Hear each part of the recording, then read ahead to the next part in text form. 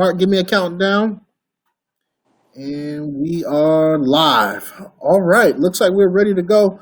So, first of all, thank you everybody for watching, and thank you for this. Those of you who will be watching this for weeks to come as we continue to push these stuff out. We want to thank you so much.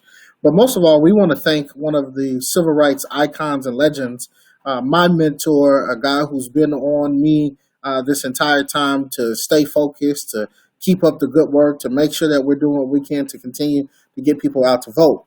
And that is the man himself, the legend himself, the Morehouse grad himself, the pastor, the leader, Dr. Amos C. Brown.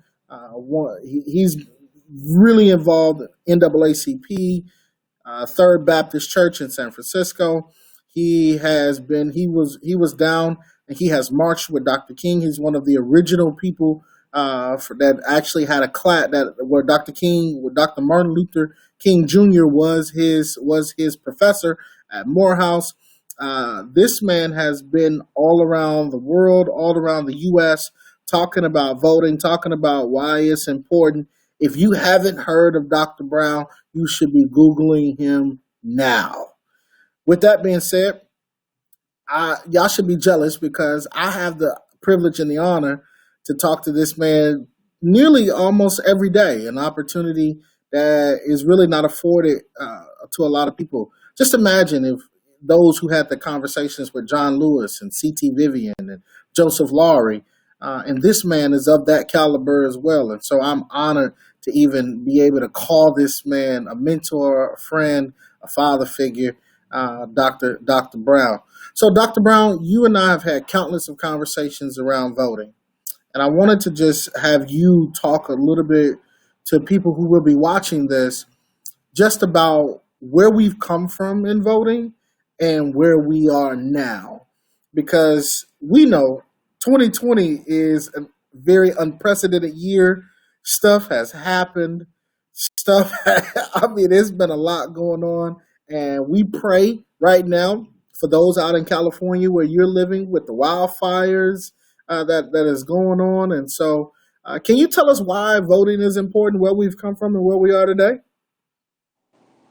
It's so important because racist, oppressive white folks have done everything they could legally,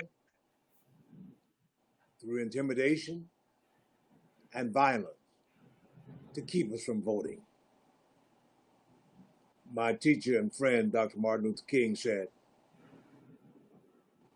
the shortest route to freedom is to the voting booth. Mm. And it's most unfortunate that many of the millennium generation who did not have the privilege I had to connect with Dr. King Yeah. at the tender age of 15 and to have sat at his feet at Morehouse. I never have forgotten what he said. The shortest route to freedom is the route to the voting booth. My first effort at real activism and engagement for social justice, it was all inspired by three unfortunate, brutal killings when I was 14 years old in Jackson, Mississippi. The first was when I picked up that newspaper, the Jackson Daily newspaper, and saw the story about Reverend George Washington Lee, who was president of the Belzoni, Mississippi branch of the NAACP and pastored several rural churches in the Mississippi Delta. Reverend George Washington Lee was murdered on May the 7th, 1955. He was on his way home from the store that he owned in Belzoni. And members of the Ku Klux Klan, with shotgun blasts, shot his jaw off. And he died before they could get him to the hospital. What was his crime? He would not take his wife, members of his church, and his name off of the voting booth. Wow. The voting book, in Humphreys County, Mississippi. Young people should know that. Then, secondly, it was on August the 13th, same year, when a World War II veteran, a black brother, had gone on to foreign fields to fight for our democracy. He was on his way at 10 o'clock in the morning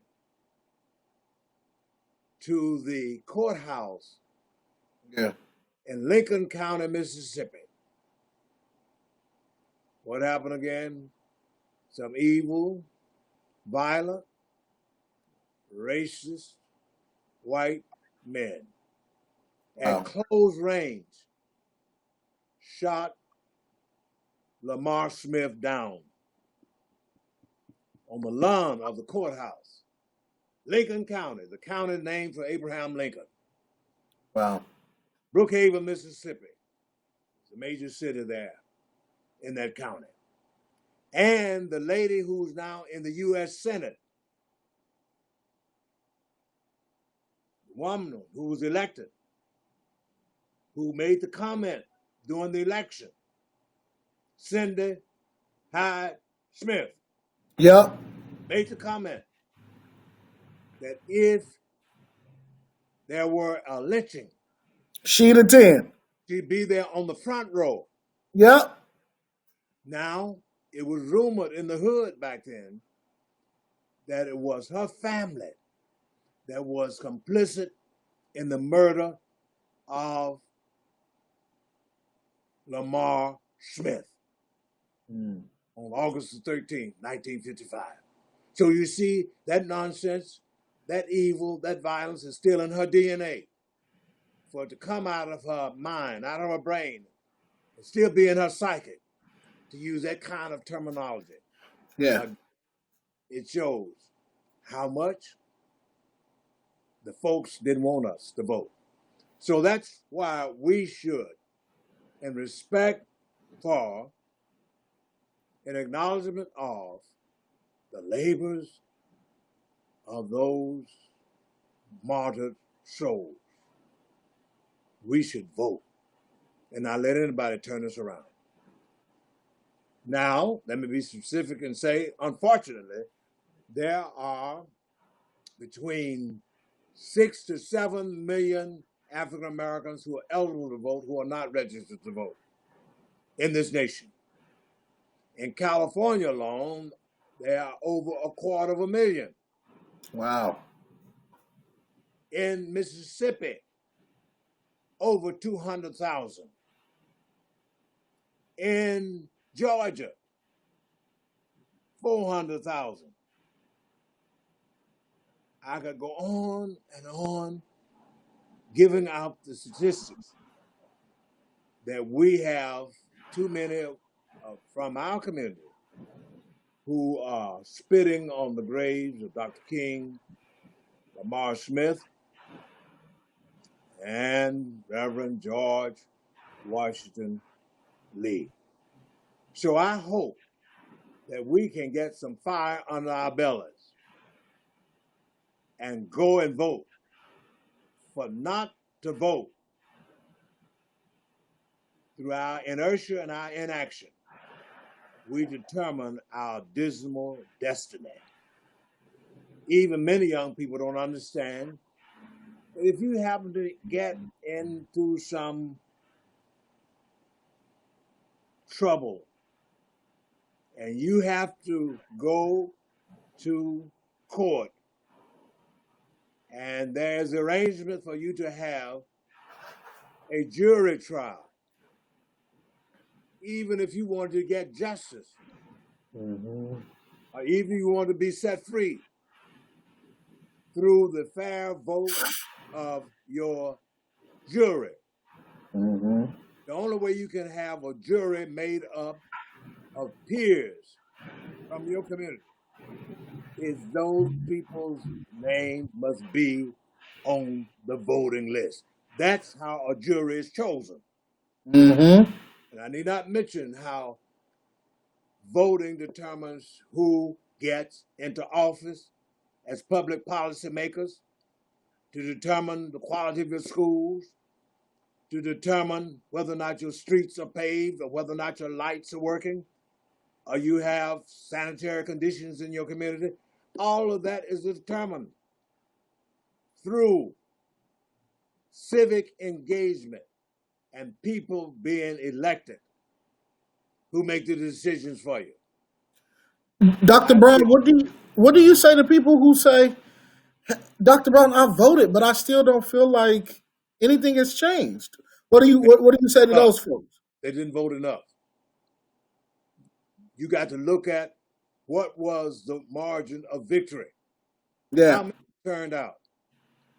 We have not had over about 40, 35, 40% of a turnout from the black community in the last 10 to 12 years.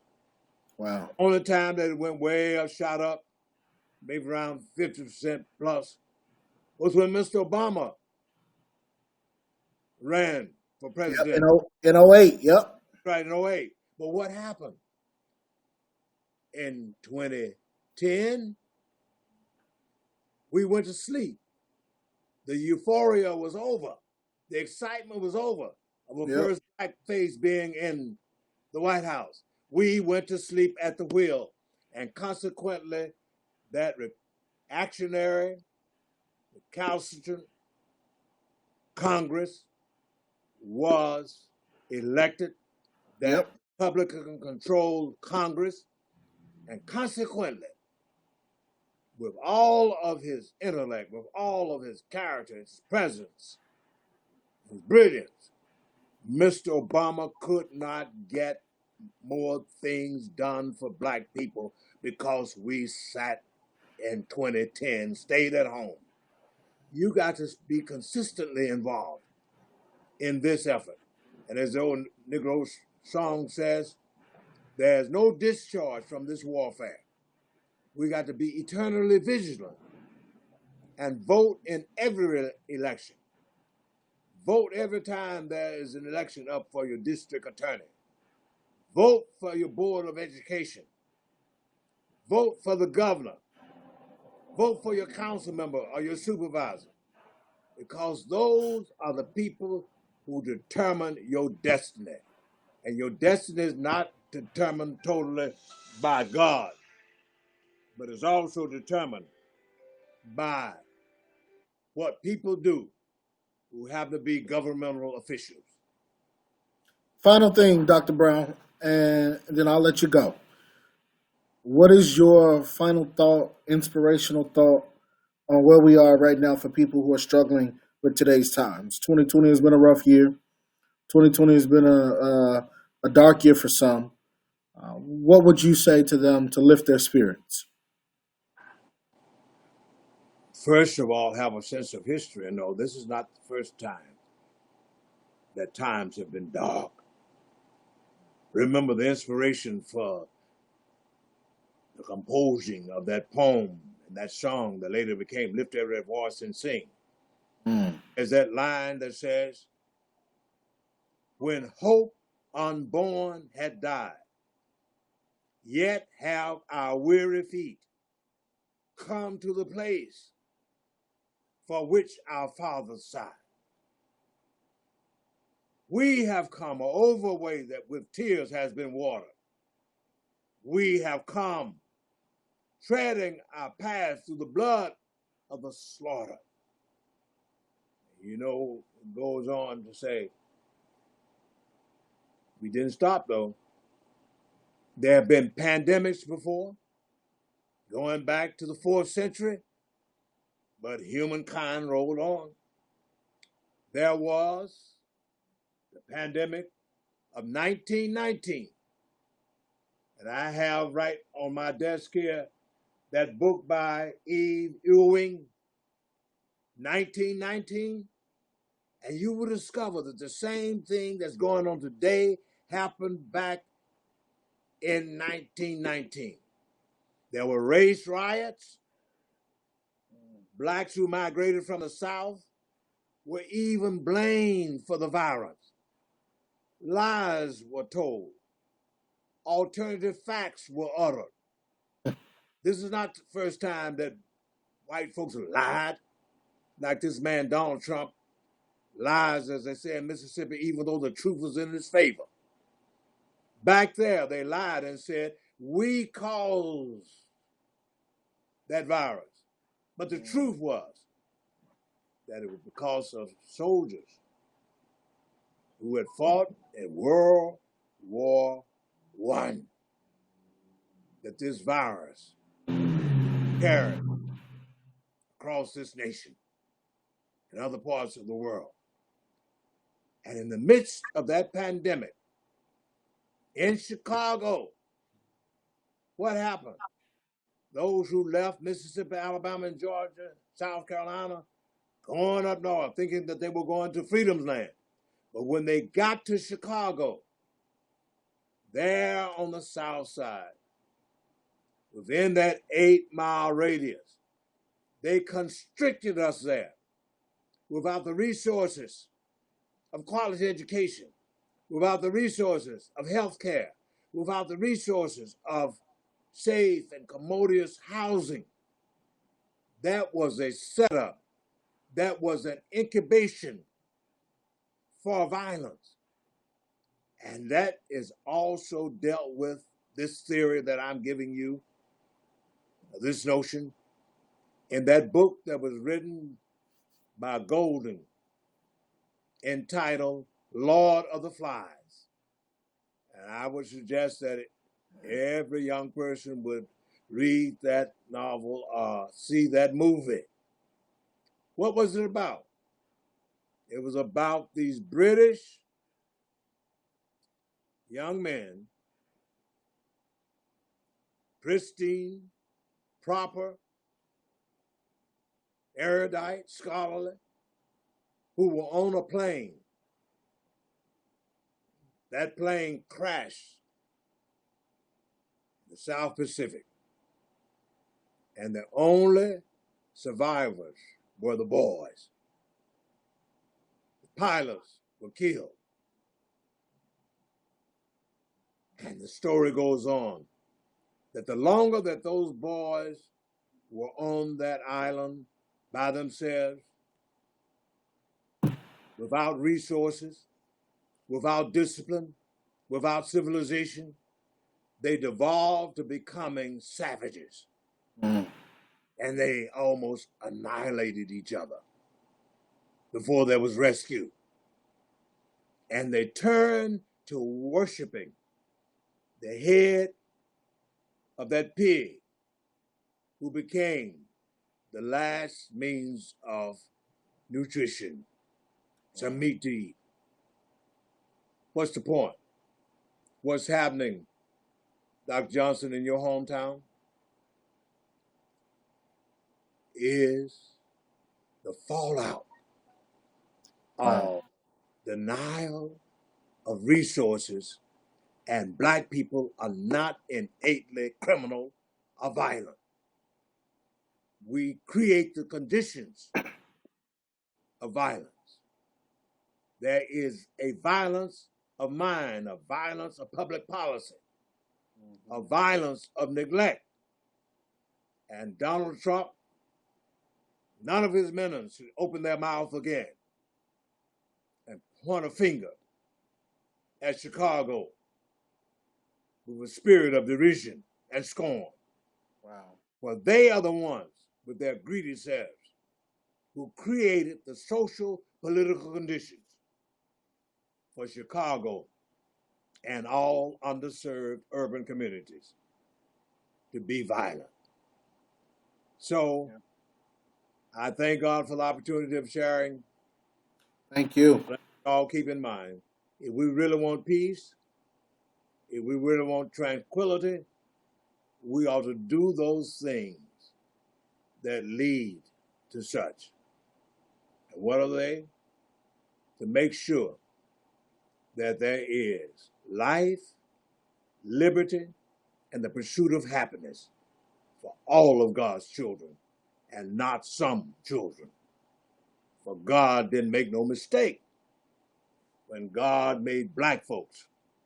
And young people need to look up, keep their heads high, and not listen to this nonsense of a Donald Trump who said that Africa was an S-hole.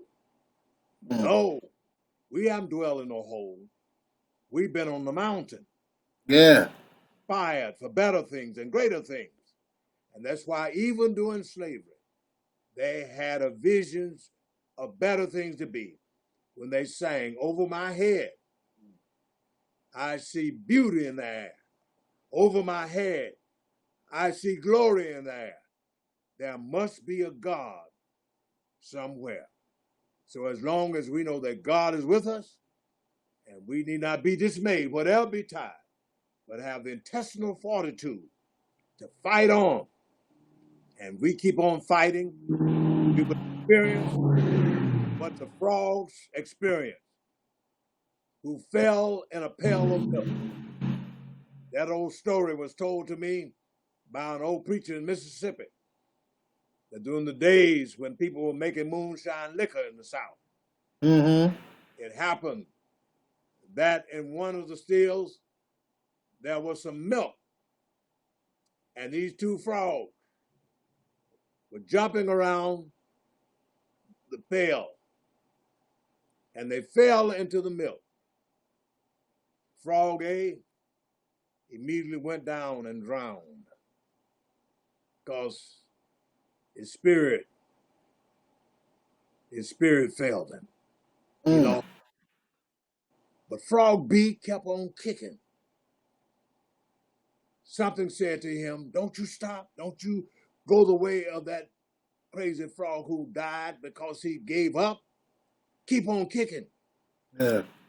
And as he kicked and kicked for another 10 minutes, wave came up. He kicked for another 10 minutes. Then a lump of butter coagulated. And the frog jumped on top of the butter and looked back at the dead frog and said, fool, if you had kept on kicking, you would have been alive like me. So let us keep on kicking. Yes, and sir. not let anybody break our spirit. With 10, we can win. If every one of us got 10 of our associates, our neighbors, our friends, our significant others to the polls, and if we don't go to the polls alone, go in groups, there is solidarity.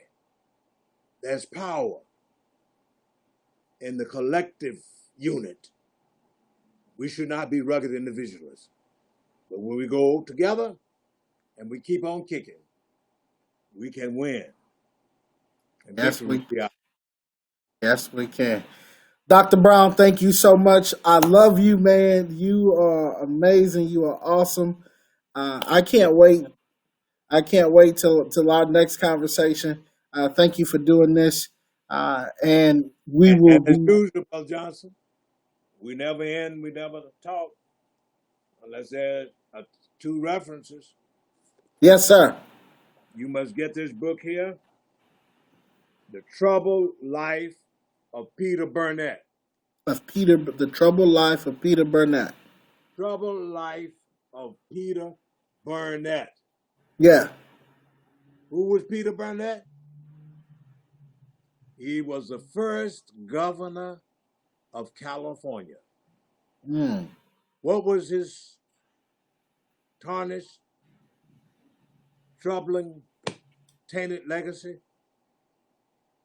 He was from Nashville, Tennessee. And back in the 1840s, he met up with the Mormons. Thank God they changed their name. They got converted. They're better now. But he met with the Mormons in Independence, Missouri, when Joseph Smith was in that treason trial. And he led the first major wagon train westward over the Oregon Trail. But this man, I repeat, was an arch racist. And he got up to Oregon where all this violence is going on now. And he established that town there called Germantown. Mm. Brother Johnson, his first official act of business was not how a log cabin should be built, Yeah.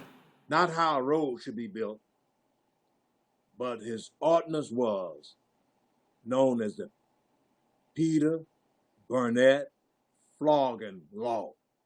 What did it say? No black folks will be permitted to settle in this town. Mm. And if they are caught here, they will be beaten every 6 months until they left town. The long short of it is, I have to say more, but the long short of it is, what's going on up in Oregon now is nothing but the residual expression of the racist practices that were established in 1843 by Peter Burnett. And that flogging law stayed on the books of Oregon until 1926. Wow. 1926. So it's in their DNA. And we need to shout to the high heavens. All of this violence that's going on up there and around this country in urban communities is not being generated, initiated by black folks who are there peacefully with their allies. Yeah, it says Caused by, 93% of them are peaceful. yes, but it is caused by plants, interlopers, hellraisers, racist, white extremists. That's why there can be no peace. So young people, middle-aged folks, and old folks too, should not be conned and duped by thinking that we are violent. Don't you pay no attention to Donald Trump. For some of those persons up there are his hench persons, inciting violence to discredit the movement and to frighten people in the suburbs. That's the bottom line of this game that's been played. So God bless you. Hey, Let's stay thank strong. you too, Dr. Brown. Hey, I love you, and I'll see you soon. Take care. All right. All right, bye-bye.